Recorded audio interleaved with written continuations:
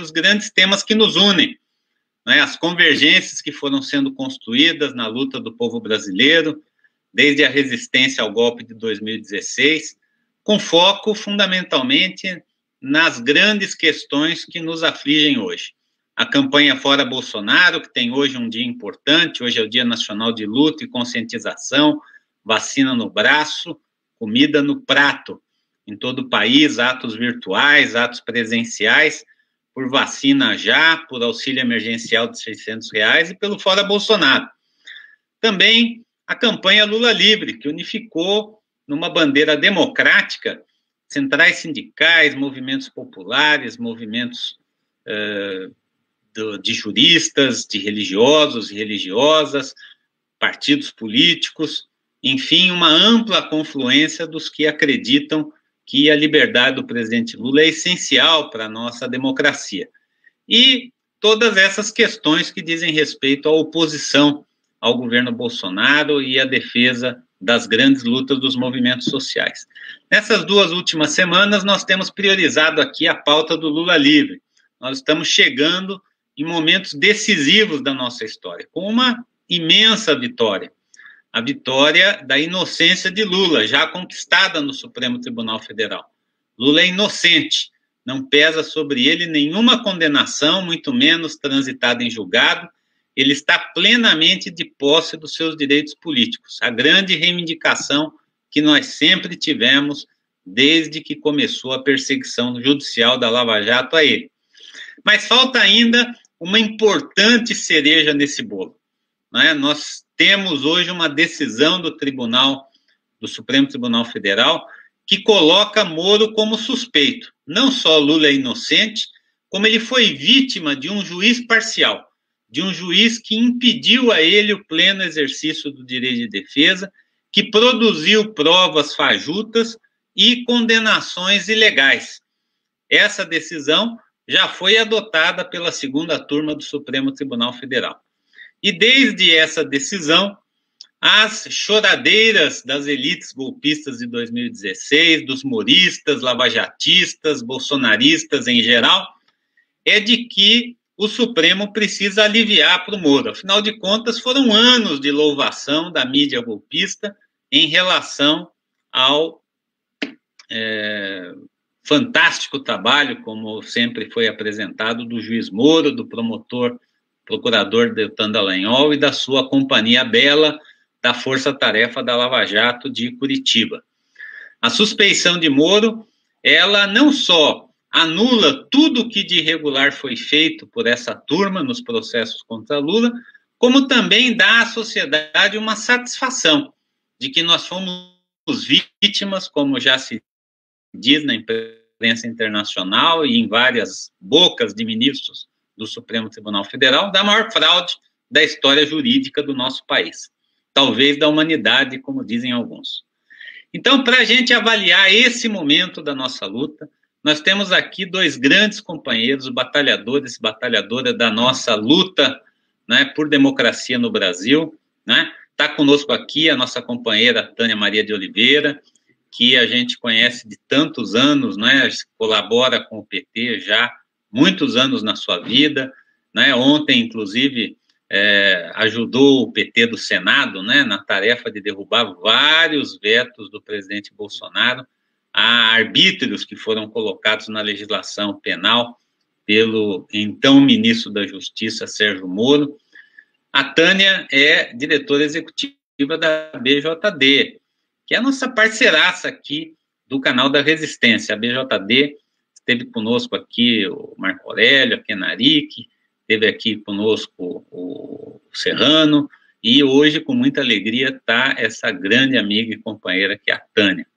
E o nosso companheiro Luiz Eduardo Greenhalgh, advogado de Lula desde antanho, né? Nosso companheiro de luta contra a ditadura, da turma dos direitos humanos. Essa turma dos direitos humanos tem no Greenhalgh uma das suas grandes referências na luta contra a ditadura e contra os crimes do Estado Democrático de Direito contra a democracia, contra os movimentos sociais. Infelizmente, o Estado brasileiro mesmo democratizado, ainda persegue, né, setores importantes da sociedade, oprimidos, marginalizados, e o Greenhalgh é uma voz ativa e potente, né, desses movimentos que resistem. Nós vamos começar pela Tânia, então, né, dizendo a ela que é uma alegria que ela esteja aqui conosco e que ela pudesse nos situar um pouco desse momento da nossa vida. A Tânia é uma figura que é um dos pilares também do Comitê Nacional Lula Livre, nossa colega da Executiva Nacional do Comitê, portanto, a sua reflexão jurídica tem um impacto muito importante na luta do Lula Livre. E ela vai nos situar um pouco, então, nesses momentos iniciais. O que é que está em jogo agora? Lula é inocente, ele não tem mais restrições aos seus direitos políticos, claro, continuará respondendo a processos, né, fruto dessa perseguição judicial, mas numa outra correlação de forças, numa outra conjuntura. E agora vem o desafio do Moro suspeito, né? Tânia, inclusive, participou ativamente da elaboração daquela campanha Moro Mente, né, que foi muito importante para deslegitimar essa elaboração golpista da Lava Jato e a sua consequência no lawfare, né, na perseguição judicial a Lula e outras lideranças. Tânia, com você, muito obrigado por ter vindo, uma boa tarde, né? E nós queremos te ouvir aí sobre o momento atual e as perspectivas para o julgamento de quinta-feira. Boa tarde, Renato. É um prazer voltar aqui no canal, que eu também já estive aqui uma vez, né? Boa tarde, doutor Luiz Eduardo Greenhalgh, nosso caríssimo leg, como é conhecido aí na militância. Obrigada a todas e todos que nos acompanham aqui para essa conversa. Eu entendo que nós estamos chegando a um final desse grande embate, que é o embate no campo jurídico entre Estado de exceção e Estado democrático de direito. É um debate que o ex-presidente Lula travou e vem travando para garantir a declaração de sua inocência no âmbito de uma operação que foi, desde o seu começo, recheada de ilegalidades, que teve a atuação militante de um conjunto de membros do Ministério Público Federal, numa força-tarefa chamada Força-Tarefa da Operação Lava Jato, e também, e sobretudo, por um juiz parcial e totalmente suspeito chamado Sérgio Moro.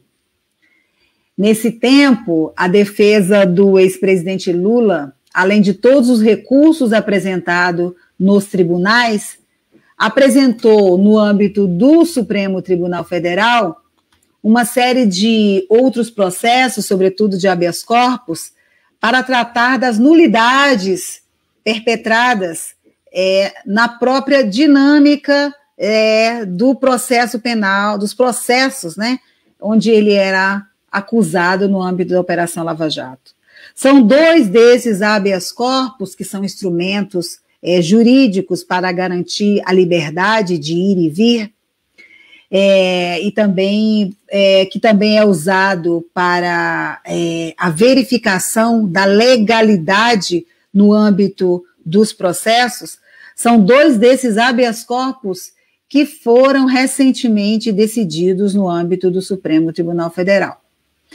O primeiro habeas corpus, ele foi ajuizado pela defesa do ex-presidente Lula em novembro de 2018, como recurso já vindo do Superior Tribunal de Justiça, que é um outro tribunal, antes do Supremo, e que foi ajuizado no momento em que Sérgio Moro aceita o cargo de ministro de Jair Bolsonaro.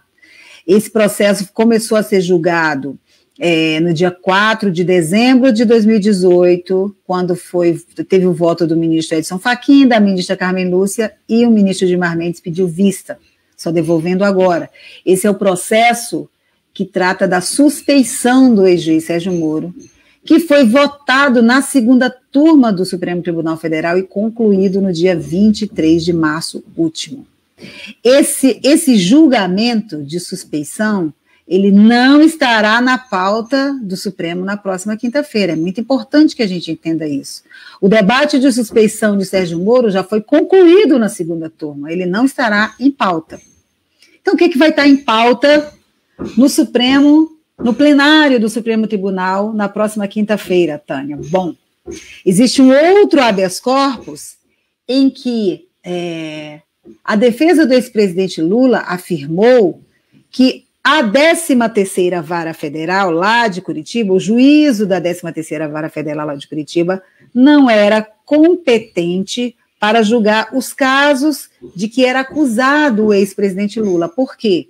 Porque o próprio Supremo Tribunal Federal já havia decidido para vários outros casos, para vários outros réus, que a competência da 13ª Vara Federal de Curitiba restringia-se a questões envolvendo a Petrobras, que não era o caso das acusações fajutas contra o ex-presidente Lula de propriedade de triplex, de propriedade de sítio Atibaia, de não sei o que lá acontecendo com o Instituto Lula, nada disso. Nada disso tinha a ver com a Petrobras. Então, a defesa tinha entrado com esse pedido.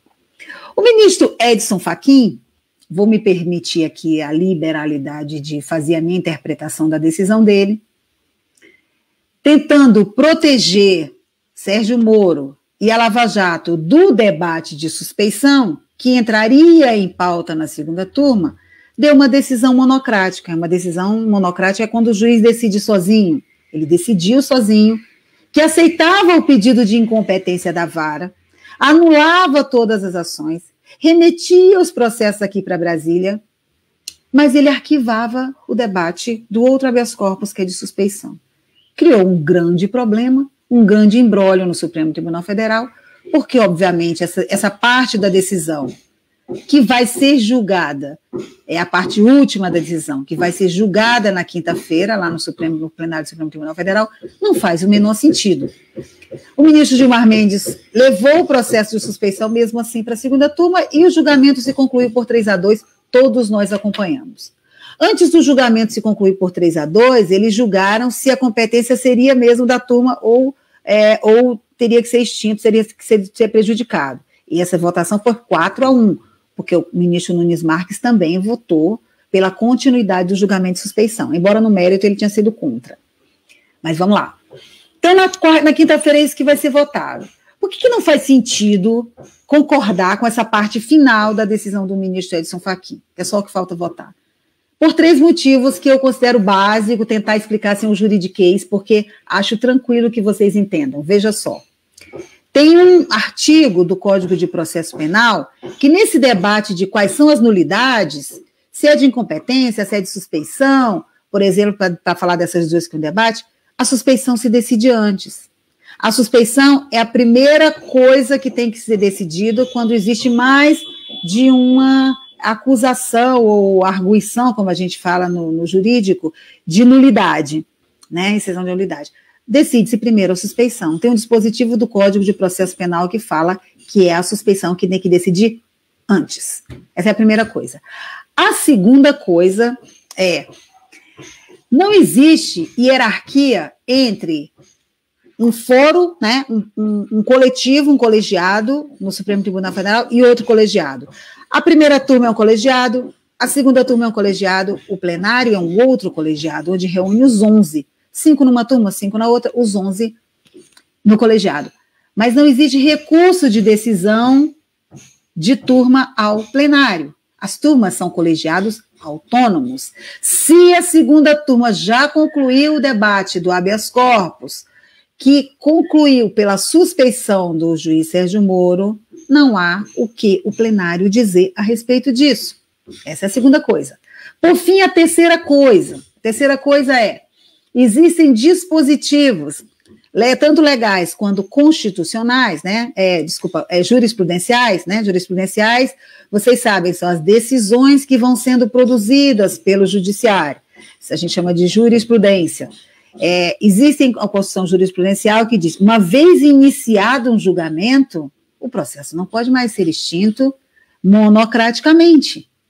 Nem mesmo a parte, eu sou parte no processo, eu posso, se eu tiver ajuizado uma ação, por exemplo, eu não posso mais pedir desistência se o julgamento já se iniciou. E o julgamento do habeas corpus de suspeição, ele iniciou, como eu disse no começo, no dia 4 de dezembro de 2018.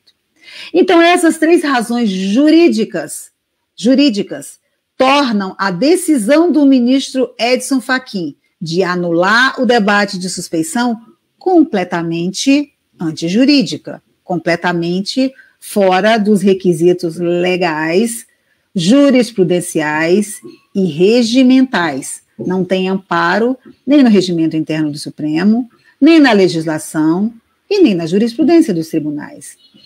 O ministro vai alegar, digo isso porque ele já disse publicamente, ele já fez essa sustentação na própria turma, vai alegar que ele, como relator, tem o poder de, uma vez julgado determinado processo, considerar prejudicado um outro, que lhe é correlato. O grande equívoco do ministro é achar que a posição individual do relator pode se sobrepor à decisão de um colegiado, no caso, o colegiado da segunda turma. Então, Renato, com isso eu concluo, espero ter sido sucinta e bastante clara, tento sempre não abusar do juridiquês, que essa nossa atividade cotidiana complica, mas acho que é fácil de entender, concluindo que o que está em julgamento na quinta-feira do Supremo Tribunal Federal é uma decisão que não pode se sustentar. Moro é um juiz suspeito, já declarado pela segunda turma do Supremo Tribunal Federal, não há o que se rever a respeito disso. Bom, a gente espera que realmente o que é certo seja feito. Nem sempre o que é certo foi feito, né? Lamentavelmente, nós estamos num momento, como você disse, de muita turbulência no famoso Estado Democrático de Direito no Brasil. Com certeza não estamos em plena vigência daquilo pelo qual o Greenhalgh tanto lutou na ditadura e como constituinte, na decisão, né, aliás, no processo constituinte, nas decisões subsequentes, né, que vieram a formar um pouco esse arcabouço do Estado Democrático de Direito no Brasil. Aliás, essa semana, no dia 16, semana passada, né, o Luiz Eduardo Greenhalgh pôde comemorar aí a decisão que foi tomada nessa data em 1982, quando foi anulado pela Justiça Militar o processo que levou Lula à prisão. E o Luiz Eduardo, né, como advogado de presos políticos, né, já salvou o Lula uma vez da perseguição de um Estado ditatorial. Então, Greenhalgh, é muito importante esse paralelo, né, na tua vida e na vida do povo brasileiro, porque não é a primeira vez que o Lula é vítima de uma armação das elites que querem tirá-lo do Senado político nacional, né? E por isso eu queria te ouvir também, né, a sua avaliação dessa perseguição judicial ao Lula, da vitória que nós obtivemos e desse momento, né, que a Tânia tão bem situou, como sempre, não só ela foge do juridiquês, como ela dá essa consistência jurídica às nossas posições políticas de defesa, né, daquilo que para nós é o mais caro, que é o direito à liberdade do ser humano, Luiz Inácio Lula da Silva, os seus direitos civis e políticos que foram recuperados. Seleg, um abração, boa tarde. Pode ligar seu microfone agora, Luiz. Muito obrigado, Renato Simões. Agradeço o convite que você me fez para participar do Hora 13 de hoje, nesse canal da Resistência, e o faço com muita satisfação, tendo a companhia sua e a companhia da Tânia Maria de Oliveira. E eu quero, como fiz e venho fazendo nesses dias que antecedem os julgamentos, né, que marcaram a inocência do Lula, dizer da importância que determinadas pessoas têm no processo histórico. E a Tânia tem uma importância para mim muito grande, porque ela é uma pessoa incansável nessa luta. E ela tem levado adiante e até o fim a grandeza da Associação Brasileira de Juristas Democráticos, a grandeza da militância em prol da arguição de suspeição, das sentenças anunciadas, das perseguições políticas feitas contra o Lula e feitas contra outras pessoas, também na Operação Lava Jato. Então, é uma satisfação imensa, redobrada, estar com você e estar com ela nessa mesma atividade. Eu queria, como você mencionou, realmente, nesses processos da Lava Jato, eu faço parte de um grupo de advogados que defendem o presidente Lula. Mas é bom que se diga que a defesa técnica está a cargo da Cristiano Zanin, a Valesca Teixeira. Então, o José Roberto Batóquio, eu, Vadir Damus, a Gleisi Hoffmann, o Fernando Haddad, o Emílio de Souza, não é? O Dr. Manuel, o Luiz Carlos, lá de Curitiba, somos advogados que vamos ajudando a discutir, e vamos ajudando a fazer a estratégia, a formar uma estratégia coletiva, porque a questão do Lula, de perseguição ao Lula, não é só uma questão jurídica. E ela é menos uma questão jurídica e muito mais uma questão política. E eu sou testemunha, como você disse, eu defendi o Lula em dois processos da Lei de Segurança Nacional. O famoso processo da greve do ABC, tá certo? Em que ele e a diretoria do Sindicato dos Metalúrgicos foram processados na Lei de Segurança Nacional, e um processo na Auditoria de Manaus, em função de um discurso que ele, o Jacob Ittar, o Chico Mendes, o João Maia, fizeram, tá certo? No enterro de um companheiro nosso, assassinado, Wilson de Souza Pinheiro. E agora também tem um outro lado das perseguições políticas judiciárias feitas contra o Lula.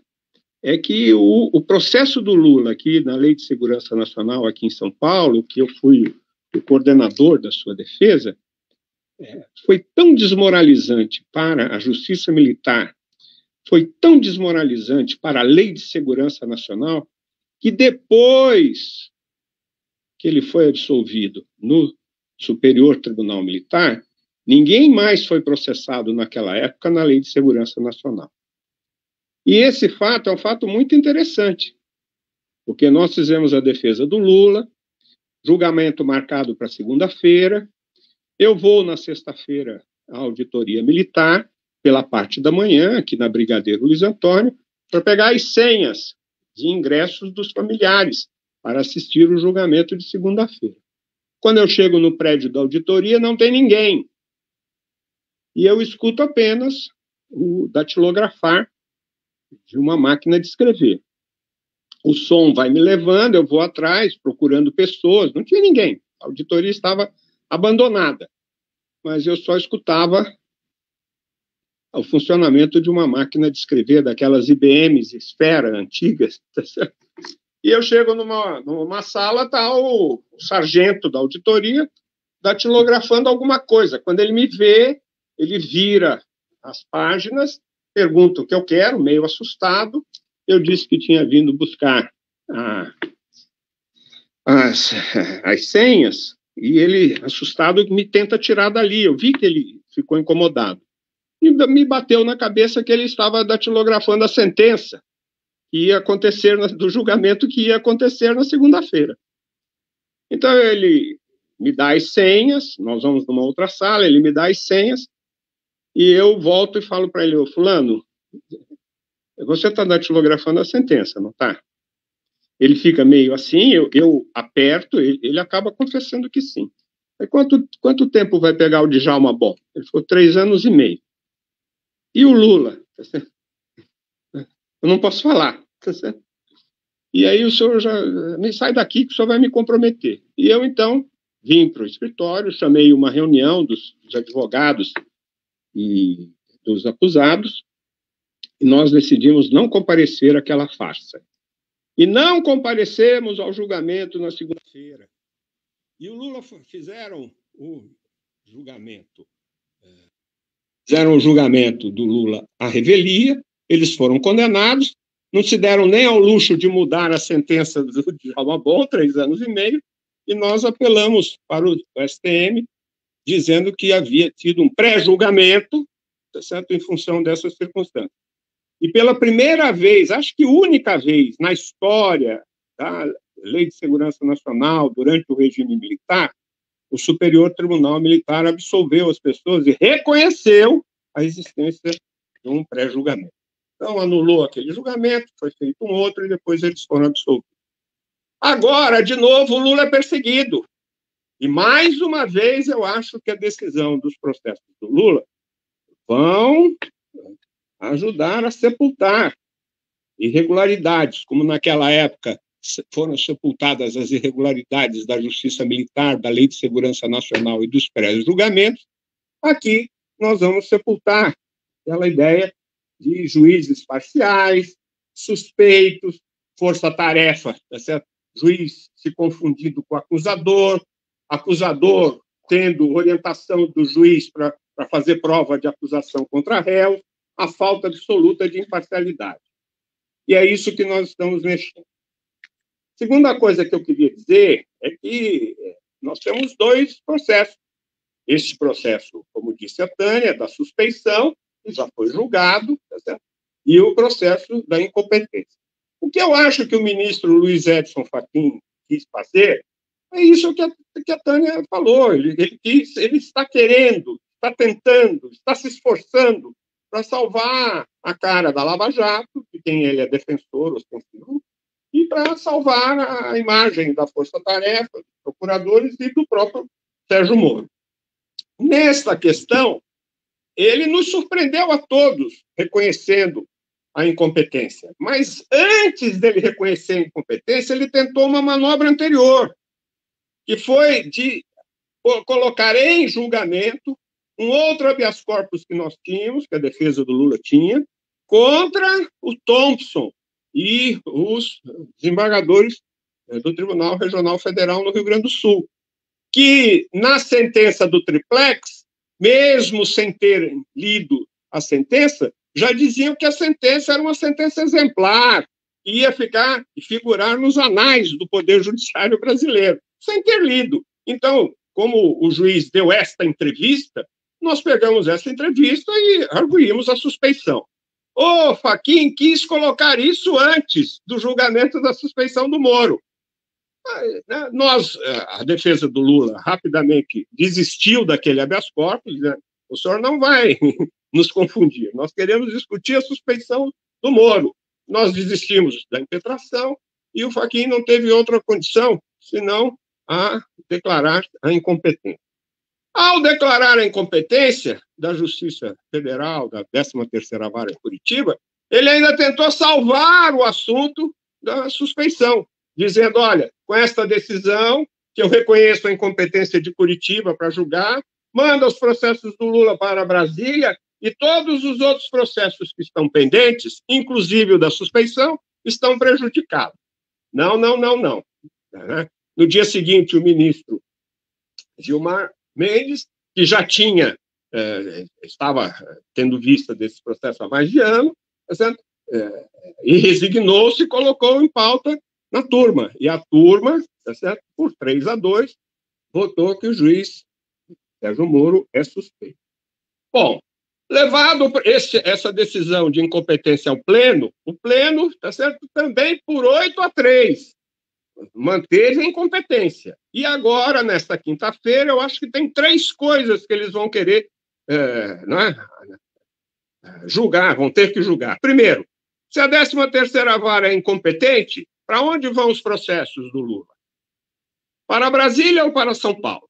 O ministro Alexandre de Moraes abriu essa divergência, dizendo que, ao contrário do que disse o Fachin, os processos deviam vir para São Paulo, porque é aqui o Instituto Lula, é aqui que o Lula mora, é aqui que é o sítio no estado de São Paulo, é aqui que é o triplex do Guarujá, então a competência é da Justiça Federal aqui de São Paulo. Essa questão será debatida.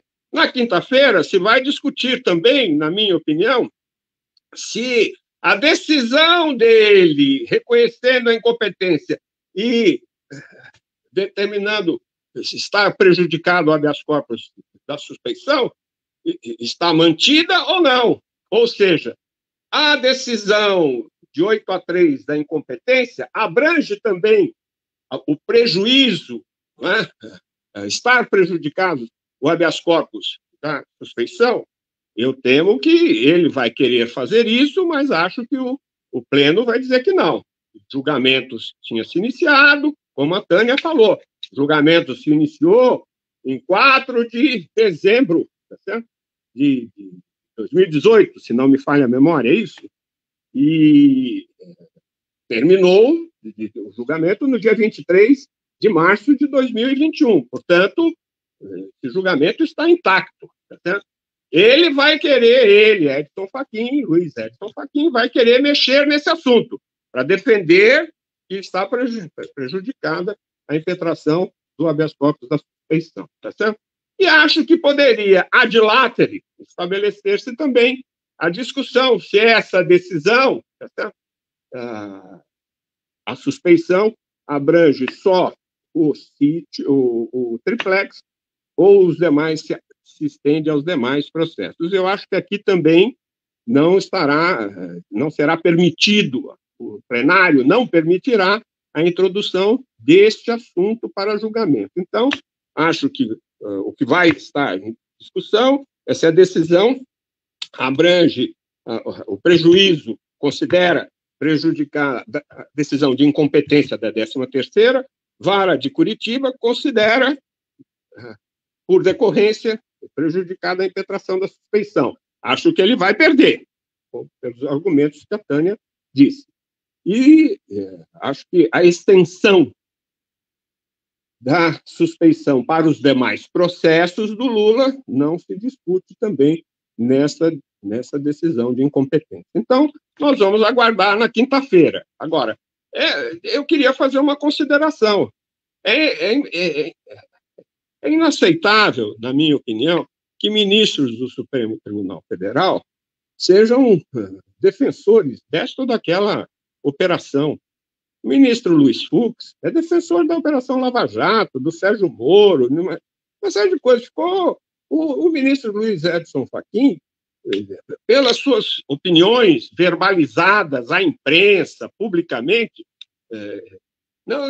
falta uma certa isenção a ele na continuidade dos julgamentos como relator dos processos da Lava Jato, porque ele é escancaradamente defensor da Lava Jato, da Força Tarefa, do Deltan Dallagnol e do juiz Sérgio Moro, perdendo ele próprio, na minha opinião, tá certo? A condição de imparcialidade inerente a qualquer juiz ou a qualquer julgamento de direito inalienável de qualquer réu, de qualquer pessoa, ser julgado por juiz imparcial. E ele se compromete ao verbalizar essas defesas extemporâneas da Lava Jato. E também verbalizar defesas extemporâneas da Lava Jato quando a Lava Jato está moribunda. Não é? A operação spoofing demonstra isso. Não é? O ano passado, nós assistimos às revelações do Intercept. É um conluio de perseguição, é um conluio entre procuradores, tá certo? E juiz, o juiz orientando os procuradores, o juiz sendo mais acusador do que os procuradores, tá certo? Na perseguição. Aliás, um pouco não, muito da responsabilidade de nós termos hoje um genocida presidindo esta república se deveu a essas operações irregulares, ilegais, mesquinhas, persecutórias, tá certo?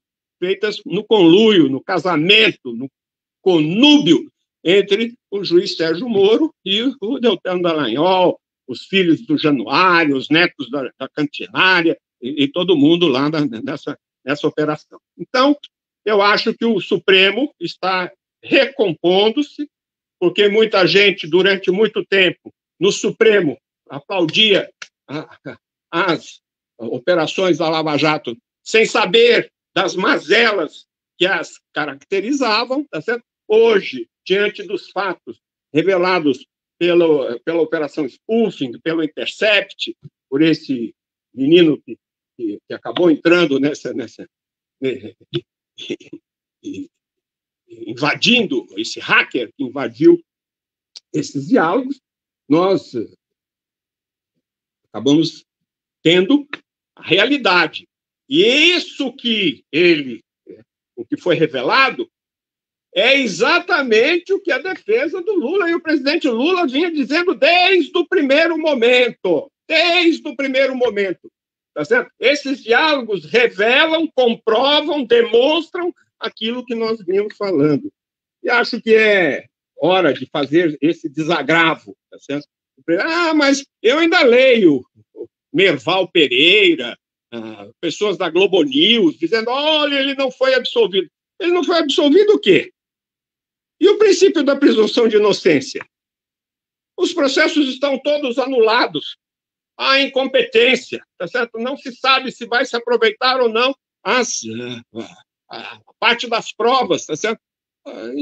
Voltou tudo a estaca zero. E se o Ministério Público tivesse juízo, responsabilidade, seriedade, se recusava a denunciar de novo o presidente Lula. E esses processos iam ser arquivados definitivamente.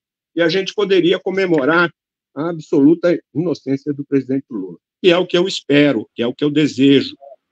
E que tanto o Grupo Prerrogativas, tantos advogados, os advogados brasileiros, os advogados, né, de nome no Brasil, os advogados com respaldo, os advogados brasileiros com trajetória, com história, com luta democrática, não vejo nenhum advogado que põe em dúvida a inocência do presidente Lula, as irregularidades praticadas pela Lava Jato, o conluio ilegal, né, entre o Moro e a Força-Tarefa, a falta de compostura da Força-Tarefa e do juiz na sua relação com os Estados Unidos, subalternando-se diante do Departamento de Estado e de Justiça americana, oferecendo provas contra a Petrobras. O maior prejuízo dado à Petrobras é pela Força-Tarefa, é pelo juiz Sérgio Moro,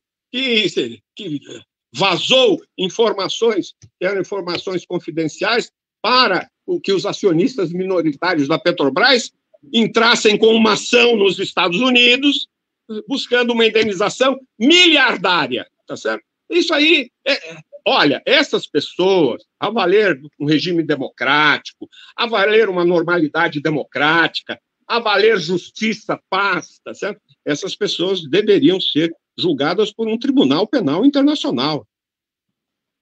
E é o que eu espero que no futuro aconteça. Muito obrigado.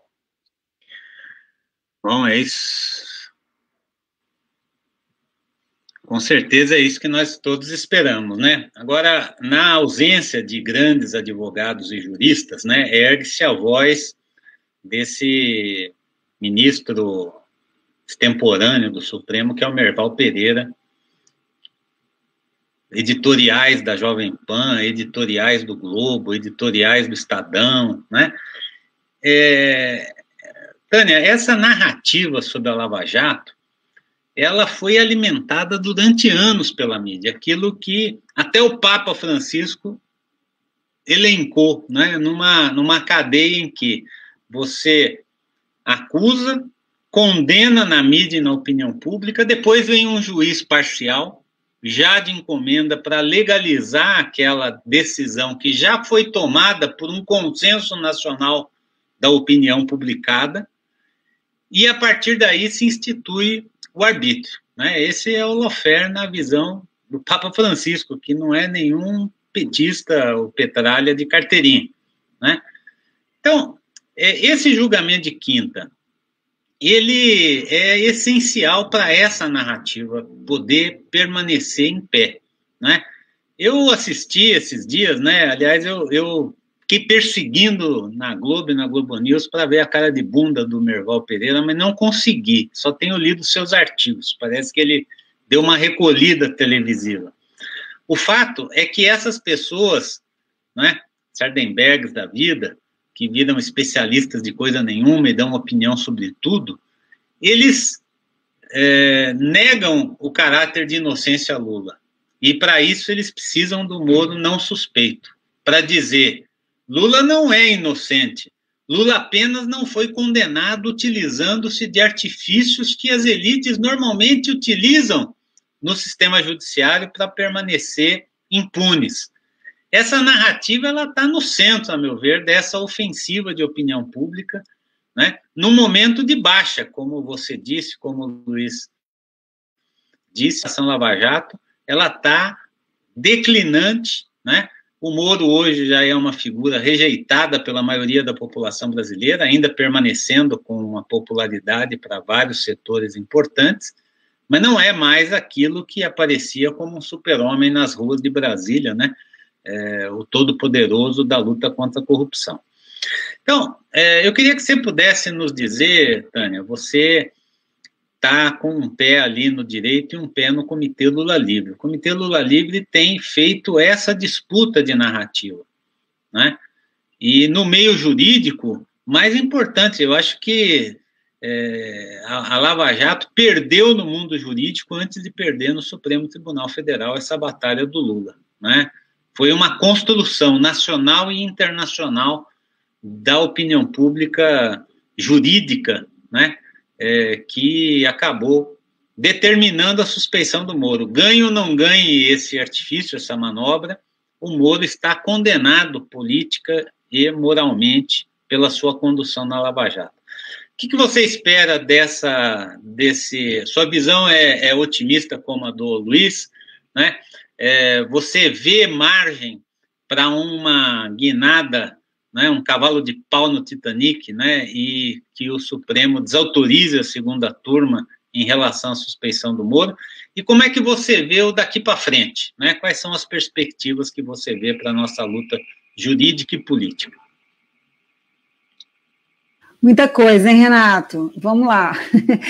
Eu acho que tem um debate que você coloca aí, que a gente vai ter que, inclusive, encerrar esse capítulo chamado Lava Jato, essa página infeliz da nossa história. Assim, acho que a esquerda vai ter que sentar e discutir, sabe? No campo jurídico, vai ter que discutir mesmo. Eu tenho falado isso reiteradamente em diversos espaços que sou chamada para discutir, que a gente tem um problema muito sério e a gente sempre trata os problemas a partir das consequências. Nomeações, não sei o quê, posição a respeito de nós. A esquerda tem um problema de origem, que nunca discutiu a questão do papel do direito, sabe, nas relações sociais, nunca discutiu a estrutura do sistema de justiça dentro da dinâmica da luta de classe, sempre foi tratado como uma questão burocrática e envolta de diversas outras questões burocráticas. Então, mas isso é um debate muito de fundo mesmo. Eu já comecei pelo final, né? O que a gente vai ter que fazer daqui para frente? A gente vai ter que fazer isso, sabe? Sentar a bunda e começar a discutir e parar de tratar. Se a gente eu pego o histórico da Constituinte e eu descubro que o único capítulo que não foi discutido com a sociedade é exatamente esse capítulo, sabia? Que criou essa mega estrutura chamada sistema de justiça, poder judiciário, depois em seguida veio o Ministério Público, entendeu? Com autonomia administrativa, financeira, orçamentária. Nós criamos um monstrinho, né? Nós, a sociedade organizada. A esquerda não tinha noção de que isso era fundamental ter sido discutido. Esse é um debate fundo e profundo que a gente vai precisar fazer, né, Leg? Agora, olha só, nessa dinâmica da disputa que se opera, e você já falou que eu concordo, a luta que se operou na disputa de narrativa foi fundamental para a gente chegar onde a gente chegou.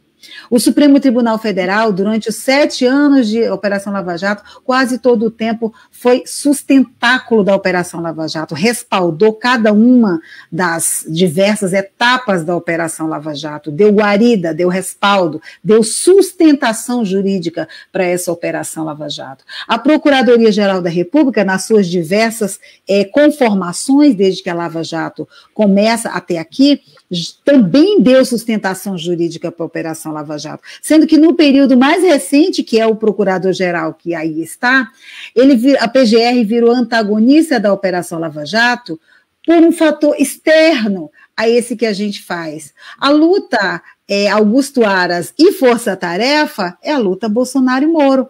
E ela acontece exatamente no momento em que eles racham e que Moro sai do Ministério da Justiça. Então, o Augusto Aras faz o papel de defensor do governo Bolsonaro frente à Lava Jato. Por isso aquela fala do Bolsonaro à Lava Jato já acabou, porque agora não tem mais corrupção, etc, etc, etc. Então é muito importante a gente prestar atenção como é que os atores do sistema de justiça têm se comportado em relação à Operação Lava Jato. Então, assim, no momento em que o Supremo Tribunal Federal agora reconhece essas ilegalidades, significa a vitória da construção de um discurso jurídico e, sobretudo, da luta política também, que é feita fora até dessa discussão jurídica, mas de reconhecer as ilegalidades que vinham sendo perpetradas por uma operação em nome de um suposto combate à corrupção. Então, é a vitória de disputa mesmo que é feita no âmbito jurídico e no âmbito político, né? Sobre questões mais objetivas, assim, a defesa do ex-presidente Lula já pediu na segunda turma a extensão do reconhecimento da suspeição para os demais casos. Esse debate que o Leg traz é muito importante também, que é verdade, eles vão decidir, inclusive previamente, se o foro é São Paulo ou é Brasília. E eu acho que, assim, uma opinião jurídica, o foro seria São Paulo e não Brasília, até porque o Edson Fachin nem fundamentou porque Brasília, lá naquela decisão dele. Isso é um pedido que o próprio Ministério Público fez no agravo. Ele disse, uma vez reconhecido, a gente pede que vá para São Paulo e não para Brasília. E aí, você traz a questão da mídia. A mídia, ela exerceu papel fundamental nessa conformação da Lava Jato durante todo esse tempo. E não foi só por divulgar e transformar em heróis esses verdadeiros bandidos que rasgaram e queimaram a Constituição Federal, não.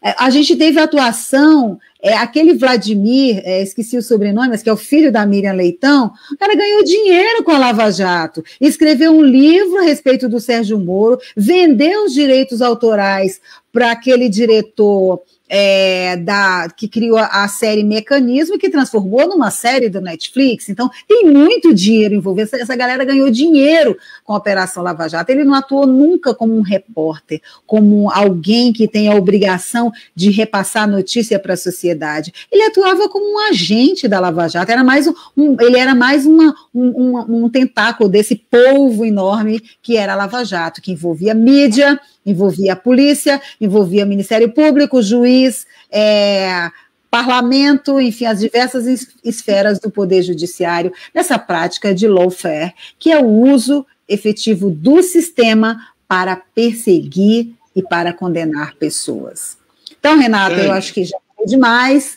Oi. Tânia, deixa eu te dar um complemento. Esse Vladimir Neto... Neto, né? Vladimir Neto, ele funcionava como assessor de imprensa da Força Tarefa e do Moro. Entendeu? Ele dizia o que tinha que ser feito. Esses diálogos eu tenho lido por força da minha atividade na questão Lula, eu tenho lido esses diálogos. É um negócio impressionante, tá certo? Várias vezes os procuradores ficavam em dúvida do que fazer, e o Deltan falava, não, eu falei com o Vladimir disse para a gente fazer assim, assado, entendeu? E eu vou falar com o Russo, que é o tal do Sérgio Moro, e outras vezes o Sérgio Moro falou, vocês já falaram com o Vladimir? Quer dizer, o cara era assessor de imprensa, tá certo? Da Lava Jato, o cara que aparecia todo dia à noite no Jornal Nacional, tá certo? Fazendo acusações contra o Lula e etc e tal. Um absurdo. Agora sumiu. É que nem aquela história do... né? Sumindo. Sumiu. Depois que apareceu e se revelou o que ele fez e o que ele fazia na Lava Jato, ele sumiu. Né? A última vez que eu vi, a semana passada, ele no Jornal Nacional, falando da pandemia, injeção, não sei das coisas, o assunto Lava Jato, ele sumiu. Ele publicou um livro recomendado, né? Só contra o PT, contra o Vacari, contra o Lula, contra não sei das coisas. Quer dizer, esse cidadão devia, a Associação Brasileira de Imprensa, o Sindicato dos Jornalistas, deviam abrir um processo de ética sobre ele. Tá certo? Escuta aqui, vem cá, meu filho. Você fez o que fez e recebeu dinheiro e orientava. Que história que é essa? Ele e outros jornalistas aqui em São Paulo tem alguns do Estadão, aqui em São Paulo tem outros da Folha, entendeu? No jornal O Globo, no Rio, tem vários, entendeu? Que ajudaram, tá certo? A ofensa e destruição, ajudaram a inocular o ódio que gerou no antipetismo, no antilulismo, né? A ideia falsa, errada, que o Brasil está quebrado e quem quebrou o Brasil foi o PT, entendeu? Essas coisas a história vai acertar. Não pode se mentir o tempo todo impunemente. Muito obrigado, hein? Obrigado você, mas aproveita aí, eu sei que você tem uma audiência, daqui a pouco tá bonitão aí, já pronto para fazer uma bela sustentação oral. Você podia fazer suas considerações finais, então, para a gente deixar a Tânia encerrar, né? Tá bom. E desde já te agradecendo, viu, Luiz, a sua disponibilidade de estar aqui conosco, a tua militância, né, no mundo do direito, que é um mundo, por vezes, estéril, mas uma trincheira que a gente não pode abandonar, né? Hoje a gente já sabe o que foi a força-tarefa. Hoje a gente já sabe o que eles fizeram do cerco ao Lula, desta perseguição. Mas ainda não se sabe tudo do que aconteceu. Mais coisas nós vamos saber. A cada vez que a gente puder ir avançando na leitura do que se obteve nessa operação spoofing, mais escândalos contra eles virão à tona, tá certo? E eu espero, tá certo, que a população brasileira dê atenção a essa situação, porque ninguém quer ser julgado e ninguém quer que o Poder Judiciário seja um instrumento de perseguição política contra ninguém. Então, a gente precisa abrir os olhos, acreditar, e ainda bem que o Supremo vem, de uns tempos para cá, a esta parte, se recuperando na sua trajetória de defesa da Constituição. Muito obrigado, Renato, um abraço e um beijo para você, Tânia. Sou seu admirador, querida, viu? Um beijão para você. Tchau.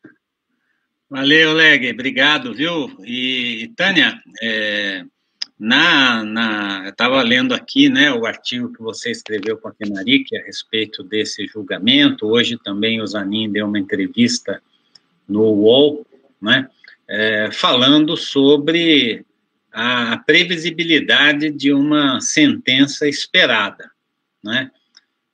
Ainda outro dia o Pimenta estava aqui nos falando, mas a gente pergunta para os juristas, a gente sempre vai ganhar. Os juristas sempre trabalham com a ideia de que o direito está ali. Se o direito está ali, não há como não reconhecer o direito, né?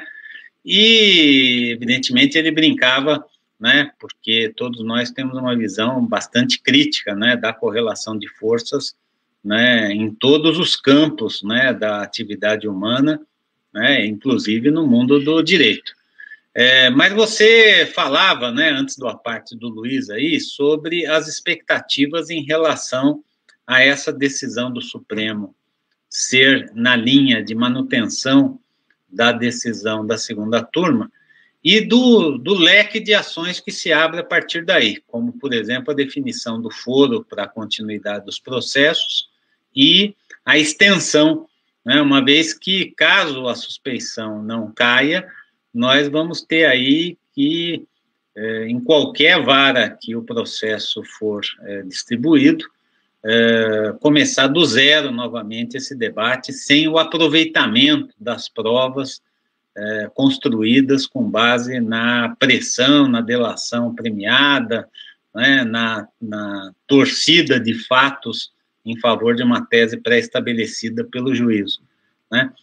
Queria que você, então, fizesse aí suas considerações finais, você também tem outra reunião daqui a pouquinho, né, às 14 horas, desde já te agradecendo de novo aí tua disponibilidade aqui nos comitês Lula Livre, né?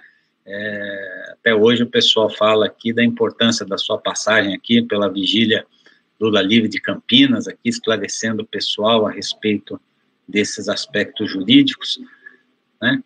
Então, é com você, para encerrar aqui a nossa live de hoje, uma mensagem de esperança e de luta aqui para o nosso povo que nos acompanha.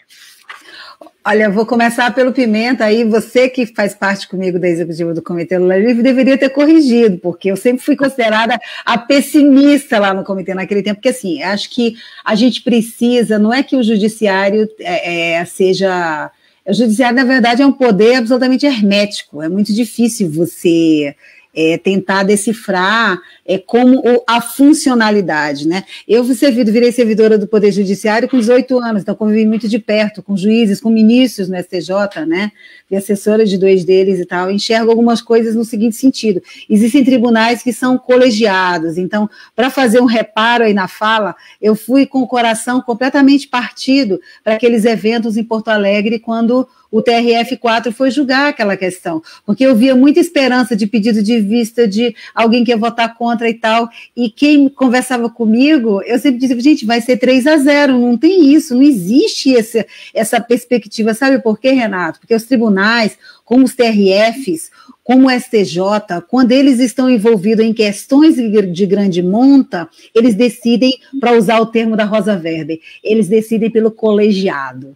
Eles vão pela colegialidade e eles decidem unanimidade. Foi por isso que a 5ª turma decidiu a unanimidade. Não é que 5 ministros não enxerguem as ilegalidades que ocorrem na Lava Jato. É que eles decidem no colegiado porque eles se protegem. Existe uma autoproteção, sistema de autoproteção no Supremo. Isso é diferente no Judiciário. Isso é diferente no Supremo Tribunal Federal, porque aquelas 11 cabeças ali, cada cabeça é uma sentença.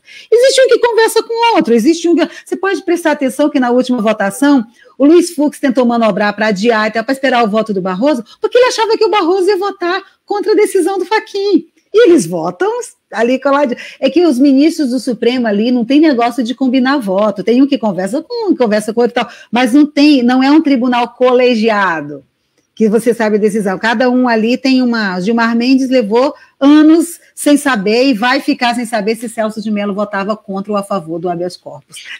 O Supremo é isso. Agora, é possível a gente prestar atenção em como eles vêm decidindo e qual é a postura que cada um assume diante do que está posto. Então, por exemplo, quando eu avalio, e avalio mesmo, que o Supremo vai derrotar a decisão do ministro Edson Fachin na quinta-feira com relação a isso, não é porque o Supremo Tribunal Federal vai discutir a suspeição ou não do juiz Sérgio Moro. A maioria não vai discutir isso e não vai querer discutir isso e vai dizer que isso não está em discussão. O que eles vão dizer é que não tem como atropelar uma decisão de uma turma, porque isso é definitivamente assassinar o regimento interno da casa e lá na frente eles não vão ter como sustentar diferente para outras situações. Então, é por isso que acredito. Então, eu acho que criaturas como Rosa Weber, que é extremamente legalista nessas questões, aí você tem Gilmar Mendes, você tem Ricardo Lewandowski, você tem a Carmen Lúcia com votos já declarados, você tem o próprio Cássio Nunes Marques, que no mérito, ele votou contra a suspeição de Sérgio Moro, mas nos 4-1, ele votou que era competência da turma decidir sobre isso. Então, voltar atrás vai ser, no mínimo, muito estranho para ele, né? Então, você faz aí o próprio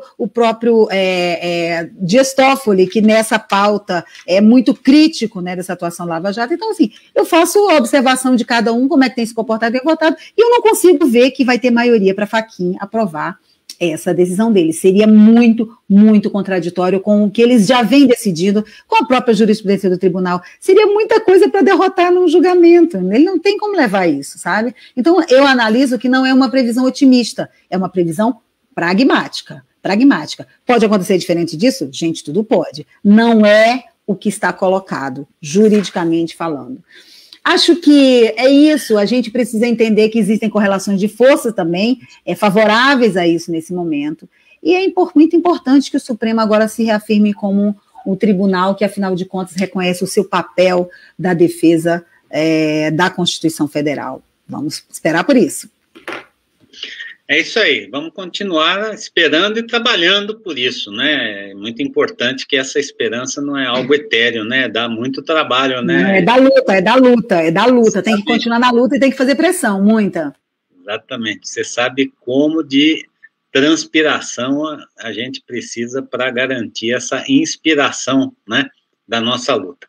Então, nós vamos concluindo por vamos continuar debatendo esse tema até quinta-feira, né? Amanhã tem o Vadir Damuso aqui às 13 horas, no Hora 13, e a gente convida você a participar do Dia Nacional de Luta e Conscientização, né? põe aí sua hashtag no Twitter, participe nas redes, se você tem ainda ato simbólico na sua cidade, pode participar. Vacina no braço, comida no prato é o tema da nossa luta hoje, por vacinação em massa, pelo auxílio emergencial de R$600 e pelo Fora Bolsonaro, as 3 grandes bandeiras da Frente Brasil Popular e da Frente Povo Sem Medo. Tânia, brigadão, estou te devolvendo aí para a próxima reunião no tempo devido, né? Te agradeço demais e um abraço a todos vocês, todas vocês, até amanhã aqui, continua Hora 13, às 13 horas. Até mais!